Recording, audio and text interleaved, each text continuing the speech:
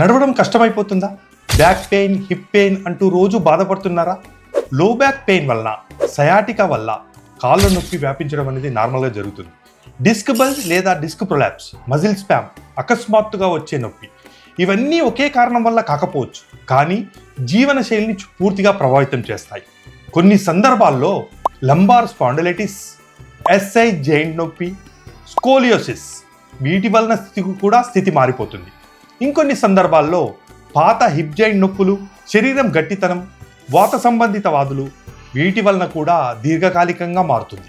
Pain killer తీసుకుంటే తాత్కాలికంగా ఉపశమనం వస్తుంది, కానీ అసలు కారణానికి చికిత్స అది కాదు. నొప్పి మళ్ళీ తిరిగి వస్తుంది. నొప్పిని నిర్లక్ష్యం చేయకండి. సరైన సమయంలో సరైన చికిత్స తీసుకుంటే కదలికలు మరియు సౌకర్యవంతంగా కలుస్తాయి. కాబట్టి సహజ ఆయుర్వేదిక్ హాస్పిటల్లో మీకు సంబంధించిన ఈ అన్ని ప్రాబ్లమ్స్కి మనం పెయిన్ కిల్లర్స్ కాకుండా సహజ న్యాచురల్గా, అంటే ఎలాంటి సైడ్ ఎఫెక్ట్ లేని చికిత్సను అందిస్తున్నాం. వీటన్నిటి ప్రాబ్లమ్స్కి మన సహజ ఆయుర్వేదిక్ హాస్పిటల్లో ప్రత్యేకమైన చికిత్స ఉంది. అదేంటంటే మెడిసిన్స్ ద్వారా కానీ, పంచకర్మ ట్రీట్మెంట్ ద్వారా కానీ ఈ నొప్పుల్ని మేము తగ్గిస్తాం.